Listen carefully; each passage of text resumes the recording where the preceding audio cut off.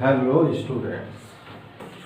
तो आज हम बच्चों करेंगे कॉम्प्लेक्स इंटीग्रेशन। तो आज complex integration with the help of residue theorem start करते हैं। तो जो रेजिड्यू थ्योरम इससे पहले लेक्चर में आपको बताया, इंटीग्रेशन कुछ बताया आप लोगों को कैसे हम फाइंड आउट कर सकते हैं। अब नेक्स्ट कुछ टाइप के क्वेश्चंस हैं, इनको देखिएगा कैसे करेंगे। तो यहाँ इवैल्यूट पहला question 1/2 pi i integration e to the power Z T into Z square plus 2z plus 2 into D Z in, ये सर्किल दिया हुआ है मॉडुलस z इक्वल्स टू 3। तो ये एक सर्किल बना लीजिएगा, मॉडुलस z इक्वल्स टू 3 आपको मालूम ही है कि this is a circle at the centre 0 0 with radius 3। तो यहाँ जो फंक्शन आपको गिवन है f z is equal to e to the power Z t upon z square into Z square plus 2z plus 2, ये एक function है। इसके poles निकालने हैं।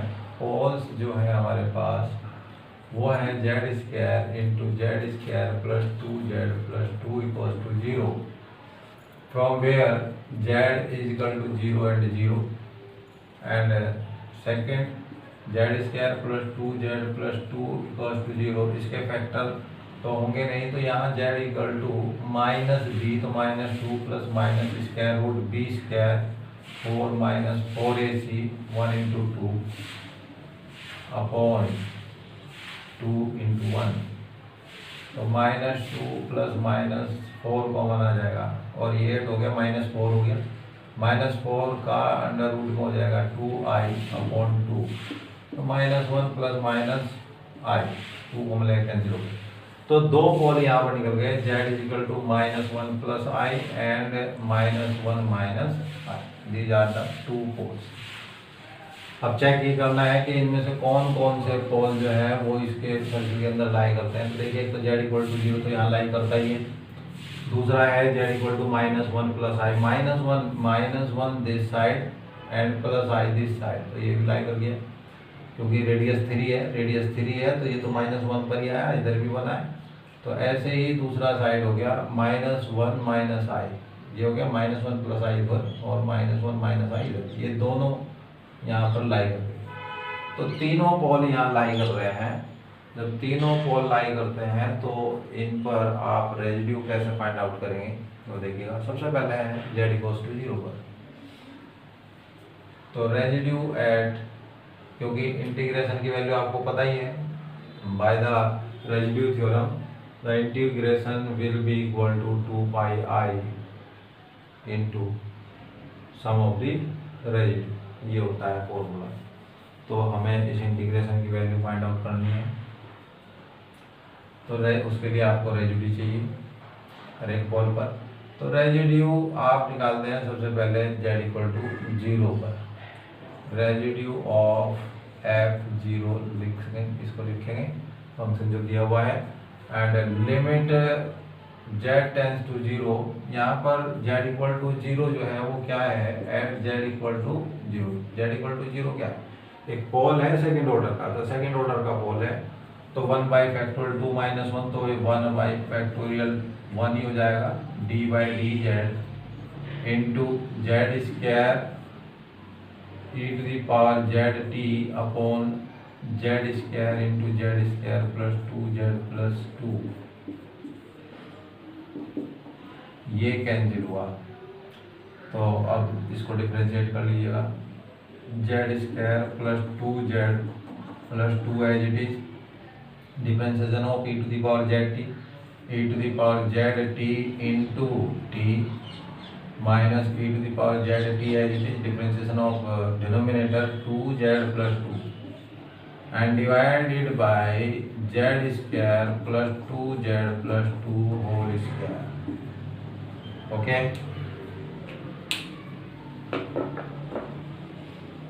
अब लिमिट चल रही है z tends to 0।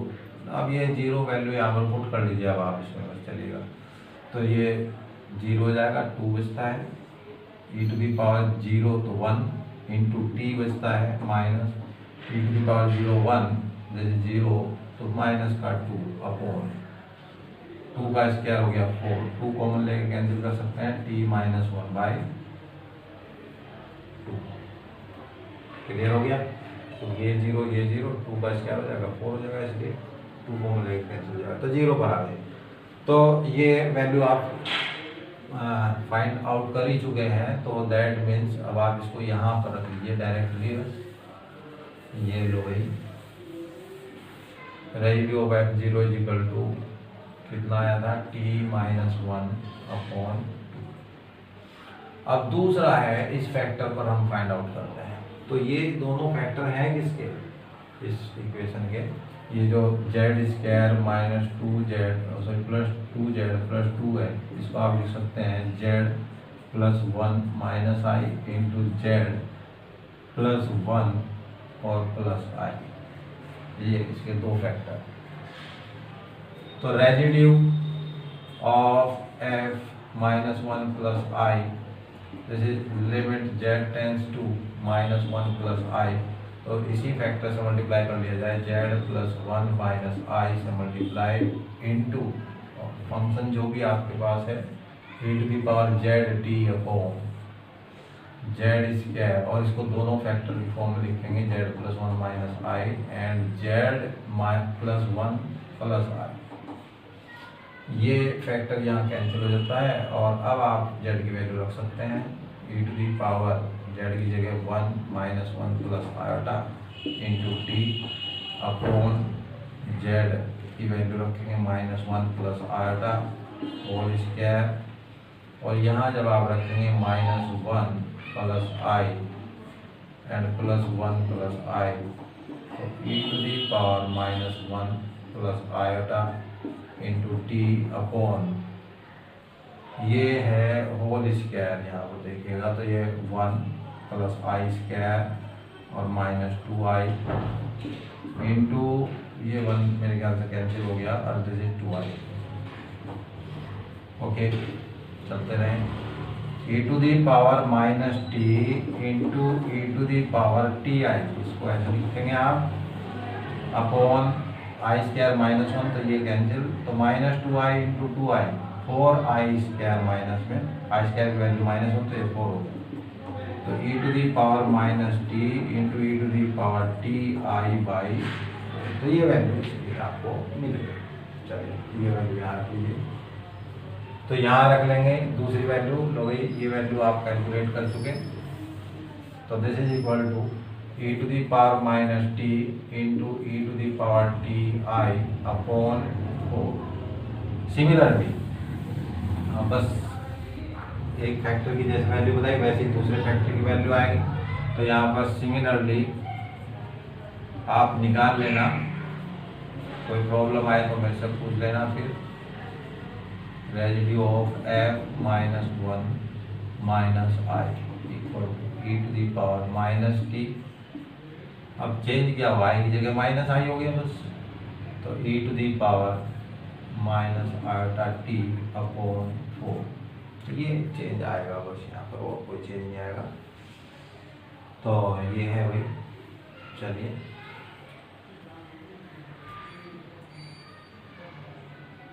Minus 1 minus I t upon 4, तीनों पॉल पर वैल्यू आ चुकी है। अब जो वैल्यू हमें चाहिए integration, so 1/2 pi i integration c e to the power Z t upon z square into Z square plus 2z plus 2 d z equal to, देखिए formula होता है 2 पाई आई, लेकिन वो इस इंटीग्रल का होता है, तो ये कांस्टेंट जो है वो एज इट इज रहेगा अपॉन में 1/2 पाई, तो 2 पाई आई कैंसिल हो जाएगा। ये ब्रैकेट में क्या आएगा, सम ऑफ द रेजिड्यूज, तो सम ऑफ द रेजिड्यूज में पहला रेजिड्यू है t माइनस 1/2 प्लस दूसरा रेजिड्यू है e to the power minus t e to the power i t upon 4, और तीसरा है e to the power minus t into e to the power minus iota t upon 4, ये cancel. तो t minus 1/2 plus, इनमें से आप common ले सकते हैं e to the power minus t/4, तो e to the power iota t plus e to the power minus iota t, तो t माइनस 1/2 इधर ही लिख लीजिए सामने इसके, लो दिखाई भी देगा, नीचे हो सकता ना दिखाई दे। तो इसके यहाँ 4 में से 2 ये ले लीजिए, 2 यहाँ ले लीजिए, तो ये फॉर्मूला बन जाएगा t minus 1/2 plus e to the power minus t/2 into cos, देखिए कॉस t हो गया, cos iota e to the power iota theta plus e to the power minus iota theta होता है कॉस थीटा, तो ये है इसका answer. Clear होगी बात। Next one is,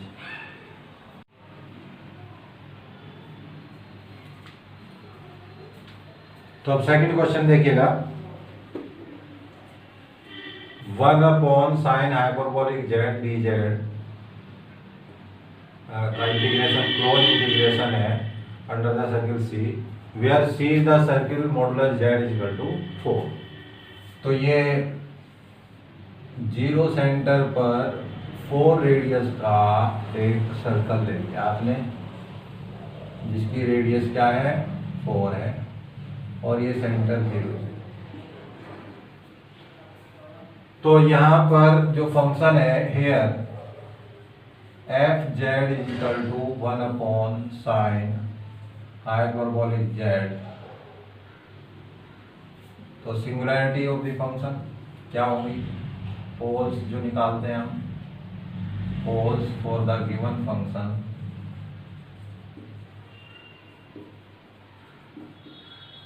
is given by sin hyperbolic z equals to 0। तो देखिएगा ये sin 0 जो वैल्यू होती है sin n पाई की होती है, तो sin हाइपरबोलिक को भी हमें कन्वर्ट करना पड़ेगा। तो ये देखिए ये हो जाता है i sin i z equal to 0। पहले इसको हाइपरबोलिक खत्म किया, i जो है वो 0 हो जाएगा, तो ये वैल्यू आ गई sin i z equal to 0, और 0 होती है sin n पाई की value, that means i z is equal to n pi. अब आप यहाँ मल्टीप्लाई कर सकते हैं i से दोनों साइड में, तो जब दोनों साइड में i से मल्टीप्लाई करेंगे तो इधर i स्क्वायर तो minus z equal to i n pi, और कह सकते हैं z इक्वल टू माइनस के i n पाई। तो वेयर n जो है वो 0 plus minus 1 plus minus 2 plus minus 3, ये कोई भी वैल्यू है तो z की वैल्यू मिल जाएगी। इन सभी वैल्यूज पर इसकी वैल्यू हमेशा 0 ही रहेगी। तो अब यहाँ से हमें ये देखना है कि इनमें से कितनी वैल्यू ऐसी हैं जहाँ पर ये इस सर्किल के अंदर लाई। तो इससे हमारे पास z की जो वैल्यू आएंगी, सो z विल बी 0, n की वैल्यू 0 रखेंगे, प्लस माइनस 1 रखेंगे। जब आप प्लस 1 रखेंगे तो ये माइनस i पाई आएगा, और जब माइनस 1 रखेंगे n की जगह तो माइनस प्लस i पाई। इसके बाद जब आप 2 रखेंगे तो ये 2 पाई हो जाएगा, और 2 पाई से मतलब है i के मल्टीपल में 2 पाई आएगा, और एक माइनस i 2 पाई आएगा, तो ये y की वैल्यू होगी 2 पाई। तो प्लस में 2 पाई ये कहाँ बैठता है आप देख लीजिएगा, 2 पाई जो है 3.14 की मल्टीप्लाई 2 के साथ तो 6 पॉइंट, तो ये तो रेडियस के बाहर हो गया। तो इसका मतलब ये दोनों वैल्यू यहाँ पर लाई नहीं करती, तो ये वैल्यू लाई कर जाएगी क्योंकि 3.14 माइनस में और 3.14 प्लस में, तो ये माइनस में इधर हो गया कहीं 3.14 पाई, और ये पाई प्लस में इधर हो गया 3.1। तो ये 3 पॉइंट 0 माइनस पाई और प्लस पाई, ये एग्जिस्ट कर गए सर्किल के अंदर। तो इन पर आप रेजिड्यू निकालते हैं। रेजिड्यू इसलिए निकालते हैं क्योंकि इंटीग्रेशन की value according to residue theorem this will be equal to, because integration 1 upon sine hyperbolic z d z is given by होगा 2 pi i sum of the residue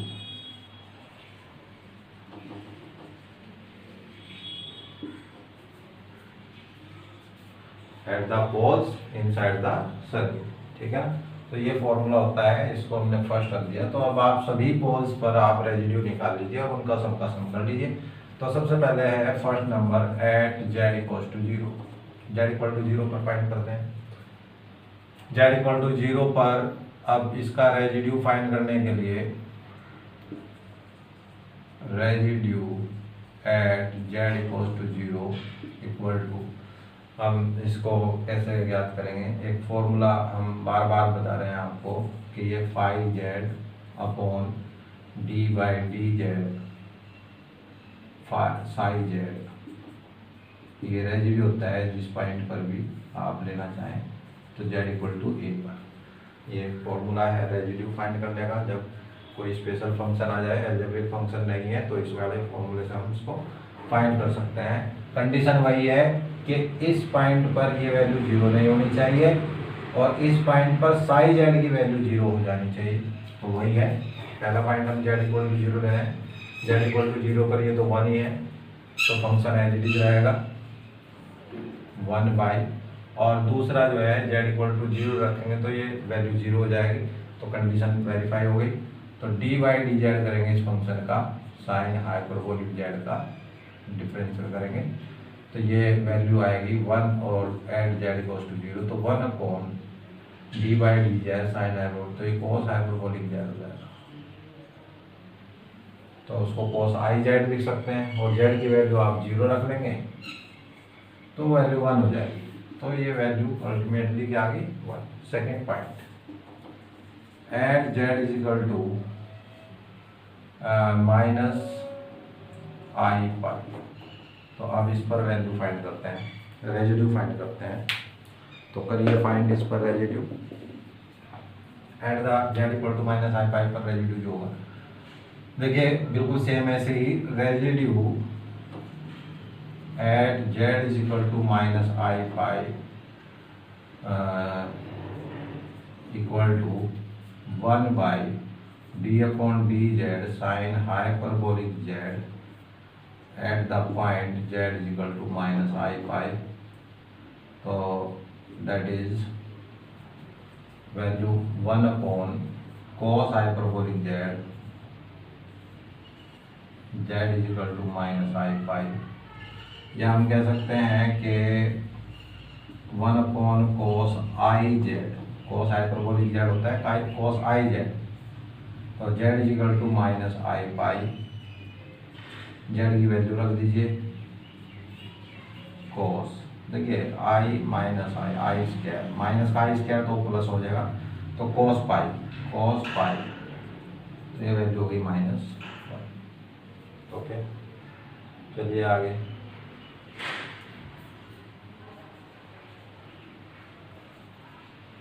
residue at z is equal to i pi, तो यहाँ पर भी आप बिल्कुल same इसी तरह से फाइंड करेंगे 1 upon d by d z sine hyperbolic z और z is equal to i pi, differentiate करें वैल्यू रखें तो ये 1 अपॉन कॉस पाई हो जाएगा। देखिए यहाँ साइन आई जेड का डिफ्रेंशिएट करेंगे अब आप, तो वो कॉस हाइपरबोलिक जेड हो जाएगा। कॉस हाइपरबोलिक जेड में जब आप वैल्यू रखेंगे तो वैल्यू क्या आएगी, कॉस हाइपरबोलिक जेड, तो आई पाई हो जाएगा, आई जेड हुआ है, आई तो as it is I pi, तो बस आई स्क्वायर की वैल्यू -1, तो कॉस माइनस पाई हो गया। और cos माइनस सॉरी यहाँ पर cos पाई की वैल्यू क्या होती है -1, बिल्कुल सही है। तो अब देखिए यहाँ पर cos माइनस पाई फिर से क्या हो जाएगा माइनस ही हो जाएगा, क्योंकि cos माइनस पाई cos पाई होता है तो उसकी वैल्यू भी क्या होती है -1, तो 1/-1 तो अगेन -1, तो ये वैल्यू आपको मिल गई। अब तीनों वैल्यू मिल गई, सम ऑफ द रेजिड्यू कर लीजिएगा इसका, तो ये वैल्यू आपको मिल जाएगी। चलो कर लीजिए आप लोग।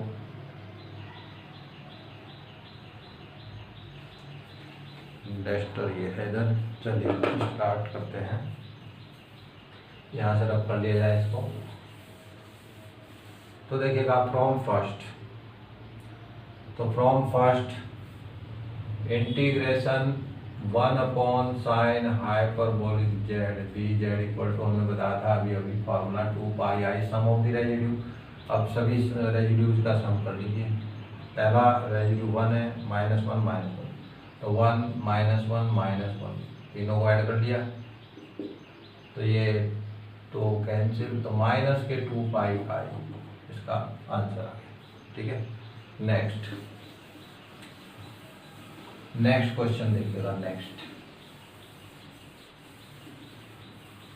अब ये थोड़ा और डिफरेंट टाइप का क्वेश्चन है। अब की बार सर्किल ना दे करके एक ट्रायंगल दिया हुआ है। थर्ड क्वेश्चन में, question number 3, 1/z² sine of z dz और वेयर सी, ये जो सी यहाँ पर क्लोज कर दिया हुआ है, C is denoted by a triangle whose vertices are 0 1 2 -2 and 7 1। तो इनको बना लीजिए जहाँ भी बैठता है ये हिसाब इसका ट्रायंगल बनाए। पहले आप एक 0 1 देख लीजिएगा, 0 1 ये कहीं पॉइंट हो गया सपोज कीजिए, और 2 -2 तो 2 इधर एंड -2 इधर, 2 -2 सपोज कीजिए ये हो गया कहीं, एंड 7 1 7 कहीं इधर आएगा और 1 ये यहाँ पर पहुँच गया। इन तीनों को मिला लीजिए।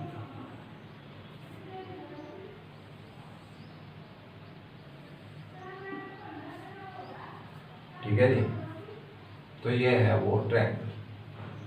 ओके, अब इस ट्रायंगल में हम देखते हैं कि जो हमारी सिंगुलरिटी है, पोल्स हैं, poles of the given function, ये फंक्शन है ये आपके पास, इस फंक्शन का pole is given by z² sine z equals to 0। इससे वैल्यू फाइंड कर लेंगे, तो निकाल लीजिएगा।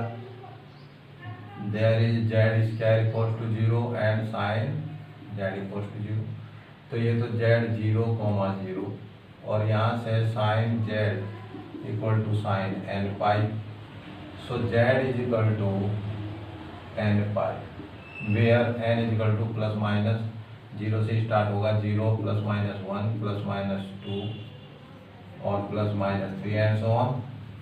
सो z विल बी 0 पर तो 0 हो जाएगा, तो फिर से 0 और फिर +- 1 पर +π एंड -π, दो वैल्यू आ रही है, फिर 2π -2π, ये वैल्यू ऐसे चल रही है।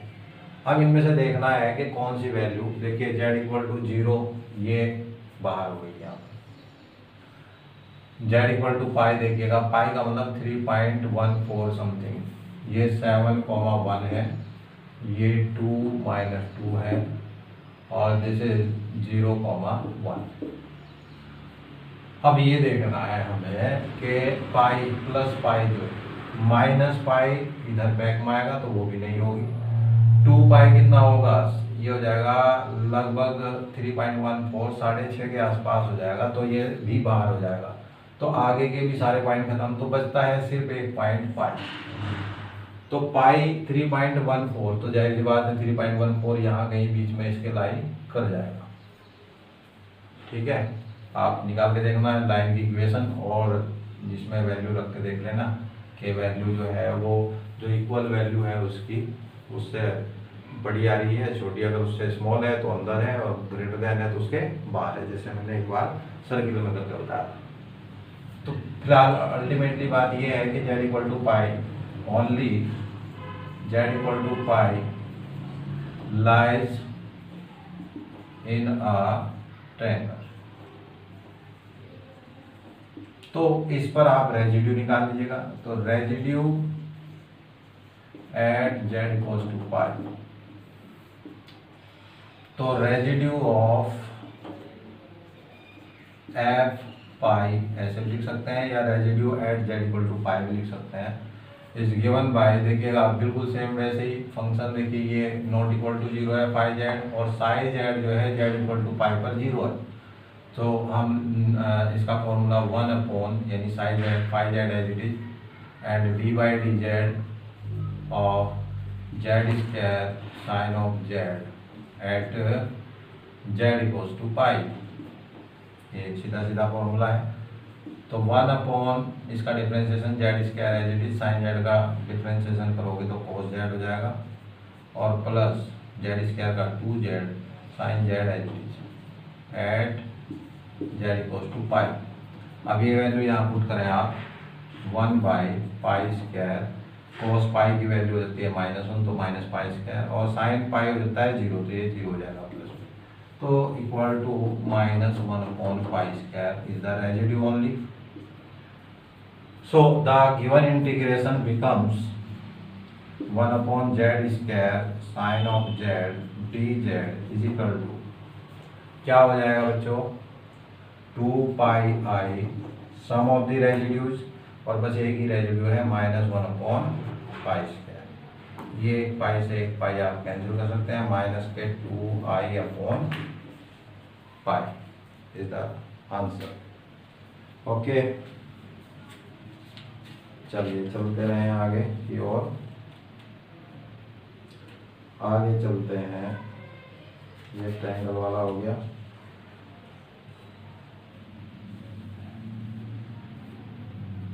अच्छा, ये क्वेश्चन हमने लिखा हुआ है यहाँ पर। क्वेश्चन ये था, find the value of z into e to the power 1 upon z d z around the unit circle, around the unit circle. इसका यूनिट सर्किल के अंदर भी वैल्यू निकाल ली है। क्वेश्चन नंबर 4,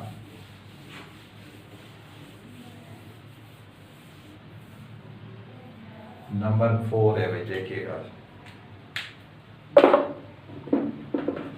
क्वेश्चन नंबर 4 में क्या बोलता है, evaluate z e to the power 1 upon z d z around the unit circle, यानी यूनिट सर्किल होता है modulus of z equals to 1। तो ये एक सर्किल बन जाएगा यहाँ पर यूनिट रेडियस का, जिसका सेंटर 0 0 है, तो रेडियस 1 है। देखो सेंटर 0, जेड में माइनस जो है वो 0 है, तो सेंटर 0 0 हो गया। अब देखते हैं कि यहाँ पर सिंगुलैरिटी कैसे निकालोगे। तो देखिए, सिंगुलैरिटी का मतलब क्या है कि ऐसा पॉइंट जिस पर फंक्शन एनालिटिक ना हो, या जिस पर फंक्शन क्या हो जाए, डिफाइन ना हो, इनफाइनाइट हो जाए। तो यहाँ पर z की वैल्यू अगर मैं 0 पुट कर लूँ तो e to the power 1 upon 0 infinite, e to the power infinite की वैल्यू इनफाइनाइट। तो z equals to 0 is the only point where the function is not analytic. So z equal to 0 is the singularity of the given function. तो लिख लेंगे ये पूरी language. तो z equal to 0 is the only point where the function is not analytic, so z equal to 0 is the singularity of the given function. अब z equal to 0 क्या है, lies which is lies inside the circle, और ये circle के अंदर लाई करता है ना, inside। तो ये inside the circle हो गया। तो इस पर क्या निकाल लेंगे हम, रेजिड्यू निकाल लेंगे, सिंपल सी बात। तो यहाँ पर फंक्शन जो है z दिया हुआ है, z e to the power 1 upon z। तो अब बात ये आती है कि इसके लिए हम कैसे, ये तो phi z upon sine z type भी नहीं है, तो रेजिड्यू कैसे निकालना है, अलजेब्रिक फंक्शन भी नहीं है। तो यहाँ पर रेजिड्यू निकालने के लिए एक तरीका मैंने आपको और बताया था कि फंक्शन को एक्सपेंड कर लीजिए और 1 अपॉन जेड माइनस ए टाइप, मतलब नेगेटिव 1 पावर जहाँ पर आए उसका कोफिशिएंट जो होगा वो रेजिड्यू होगा। तो ये आप इसको एक्सपेंड कर लें, क्योंकि z इक्वल टू 0 हमारे पास इसकी सिंगुलैरिटी है, तो अबाउट z इक्वल टू 0 इसको एक्सपेंड करेंगे, यानी इन टर्म्स ऑफ z इसको एक्सपेंड किया जाएगा, और वहाँ पर 1/z का कोफिशिएंट जो भी होगा वो क्या होगा, रेजिड्यू होगा। क्लियर होगी ये बात?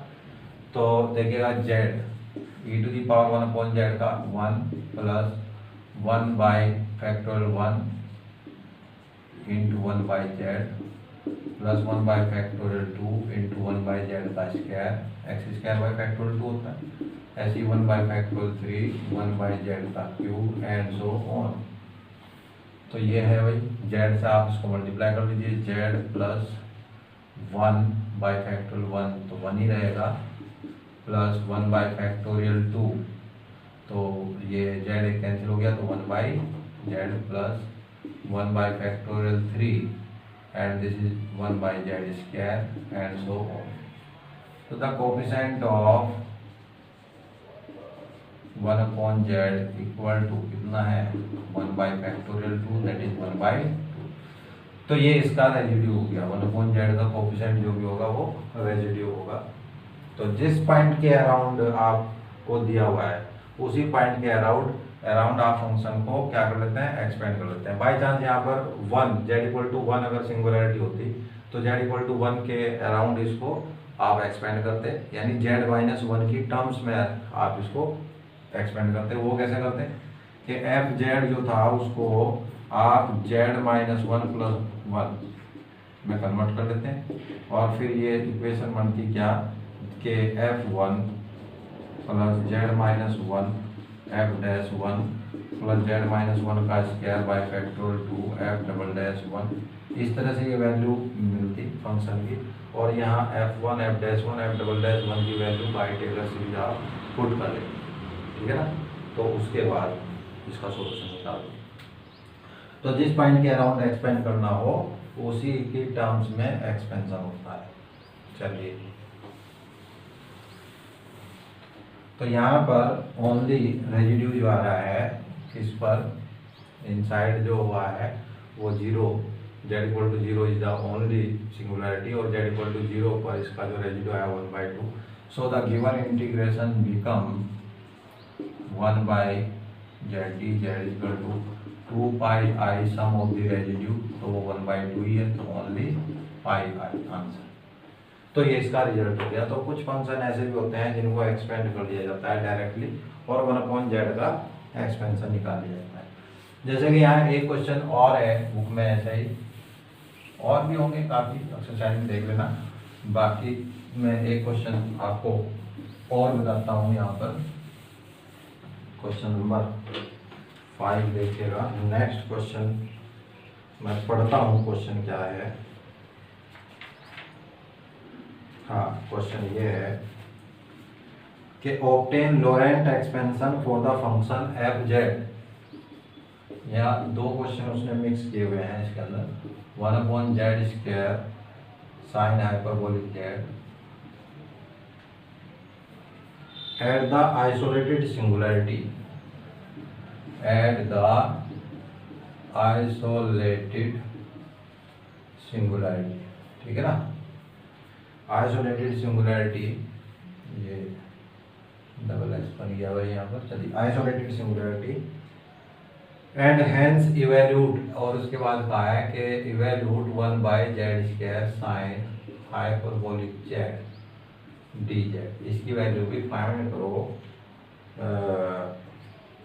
इन the circle mod of z minus 1 is equal to 2।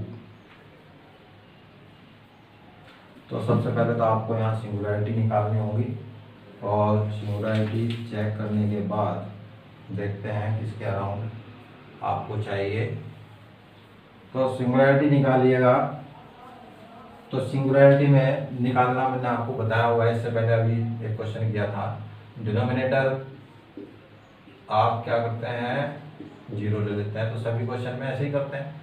तो z की वैल्यू यहाँ से एक तो 0, 0, दो value z square equal to 0, तो लो भाई z स्क्वायर इक्वल टू 0 लिख लो पहले आप, and sine hyperbolic z equal to 0 तो देयर इज जेड 0,0 और यहाँ से इसको आई साइन आई जेड लिख लिया जाएगा पहले इक्वल्स टू 0, आई 0 हो जाएगा तो यहाँ से sine i z equals to 0 और साइन 0 वैल्यू होती है sine plus minus n pi की होती है प्लस माइनस एन पाई, तो चाहे एन पाई लिख लो चाहे प्लस माइनस एन पाई लिख लो वो आपकी मर्जी है।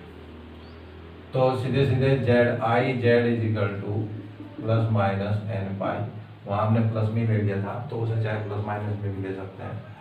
तो आई से दोनों साइड में मल्टीप्लाई कर लें तो ये माइनस जेड बचना है इधर और इधर plus minus i n pi, minus को इधर ले जाएंगे तब भी प्लस माइनस ही रहेगा तो z equal to plus minus i n pi. अब एन की वैल्यू यहाँ पर 0 1 2 3 रखते चले जाइए, प्लस माइनस वहीं से मिलता रहेगा। अगर यहाँ प्लस माइनस नहीं लोगे तो यहाँ पर लेना पड़ेगा प्लस माइनस, तो वो आपकी मर्जी है। तो इस पर जो जेड की वैल्यू आएगी सो जेड विल बी 0 प्लस 1 रखेंगे एन की जगह प्लस 1 तो प्लस माइनस आई पाई, 2 रखेंगे प्लस माइनस 2 आई पाई, ये इस तरह से मिलती जाएगी। तो जो सर्किल दिया हुआ है अब इसको बनाएं पहले तो आप, फिर चेक करते हैं कि कौन सी सिंगुलरिटी यहाँ पर लाई करेगी। z-1 तो ये हो गया 1 सेंटर इसका एंड 2 रेडियस यहाँ तक, तो ये 2 रेडियस का एक सर्किल बना लीजिए, ये आपका सर्किल।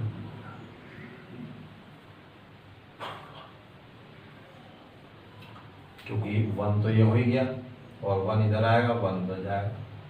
तो अब आप देखिए कि z इक्वल टू 0 ये लाइन मिल गया यहाँ से, z equal to plus minus i pi, तो z equal to plus minus i pi से क्या मतलब है, देखो ये जो रेडियस है इसकी, ये रेडियस कितनी है 2 है और ये हो गया 3, तो ये टोटल वैल्यू 3, तो ये 3 से कम ही होगी, तो क्योंकि i का मल्टीपल है ना तो देखिए सो z की वैल्यू आपको मिल गई 0, तो यहाँ लाई करेगी आप प्लस आई पाई और माइनस आई पाई, तो प्लस पाई तो इधर बाहर हो जाएगा और माइनस आई पाई इधर, तो बाकी तो और भी इससे आगे मिलेंगे।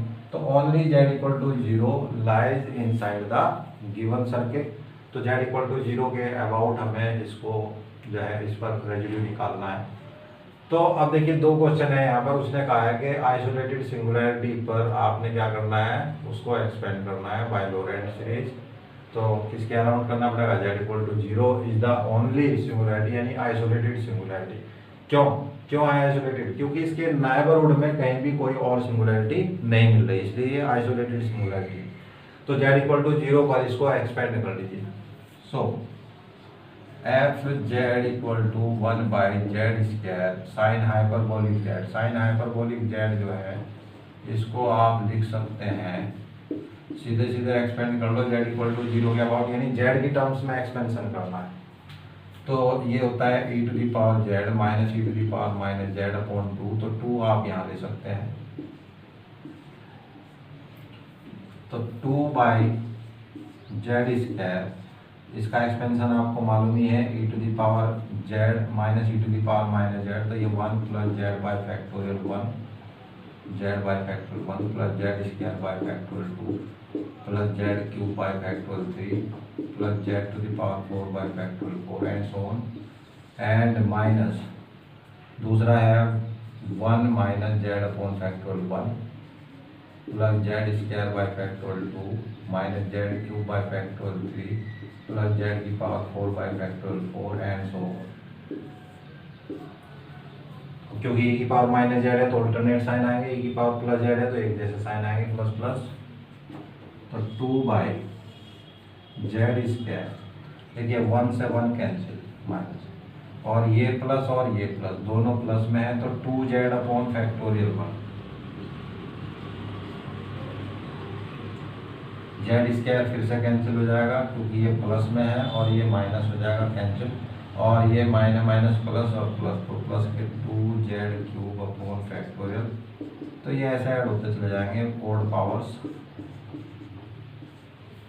यहाँ से आप फिर से z 2z कॉमन ले लें, तो 2 अपॉन 2z कॉमन होगा तो 2z क्यूब हो गया बाहर, 1 plus z square by factorial 3, factorial 3 की वैल्यू रख सकते हैं आप 6 plus z to the power 5 क्या 4 हो जाएगा अभी, बाई फैक्टोरियल 5 की वैल्यू हो जाती है 120 एंड सो ऑन। ये 2 से 2 कैंसिल,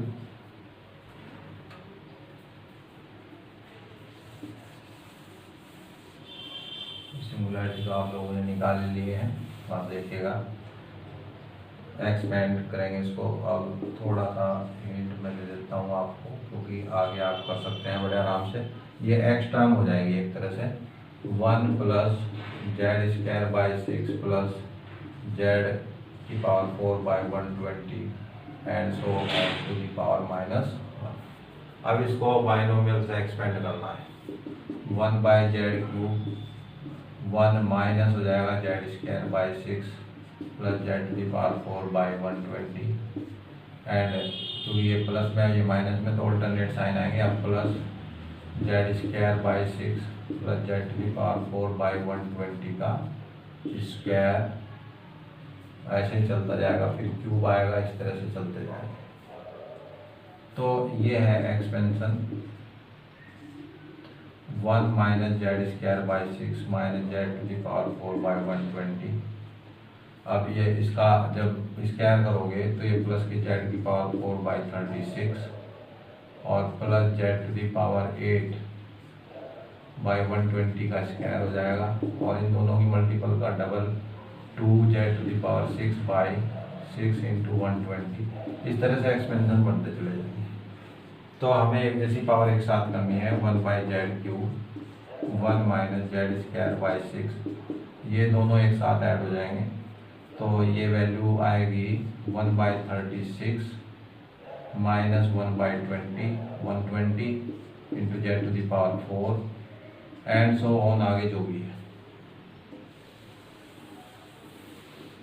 अब 1 अपॉन जेड क्यूब से जैसे डिवाइड करोगे तो 1 बाई जेड क्यूब माइनस ये 1 अपॉन 6 जेड और प्लस के यहाँ पर जेड अपॉन 1, ये जो भी आएगा इसके साथ 1 बाई 36 और माइनस 1 बाई 120 इसकी कैलकुलेशन कर लेना जो भी आएगा इंटू जेड एंड सो।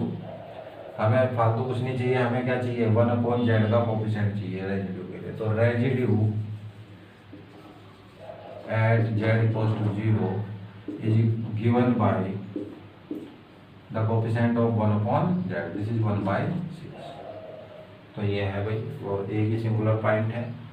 तो ये एक्सपेंशन भी हो गया जो लॉरेंट सीरीज के अकॉर्डिंग उसने कहा है। आइसोलेटेड पॉइंट पर वजन की कैलकुलेशन कर लेना जो भी आएगी, ये ऐसे ही रहने देना, यहाँ पर ये वाला एक्सपेंशन लिख देना बस। और जब रेजिड्यू निकालेंगे तो इसको मल्टीप्लाई करके 1 अपॉन जेड का कोफिशिएंट ले लो, 1 अपॉन जेड का कोफिशिएंट है -1 अपॉन 6।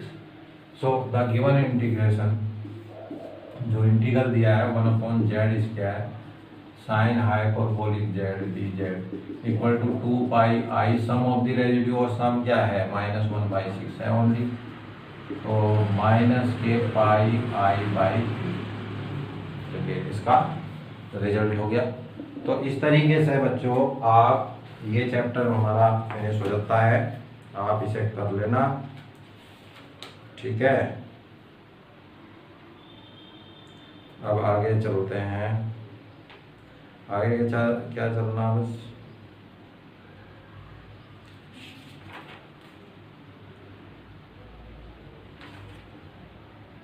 रेजिड्यू हो गया। ये जो क्वेश्चन है हम कर चुके, चलिएगा ऑप्शन ये है, ठीक है। तो भाई ये कंप्लीट हमारा चैप्टर, ये एक्सरसाइज भी कंप्लीट हो गई। अब आप इसमें करके देखना। अब नेक्स्ट टाइप के इंटीग्रेशन आएंगे आगे, वो नेक्स्ट लेक्चर में बताएंगे आपको। तो यहाँ तक आज आप कवर करके लेकर आओ। Thank you very much.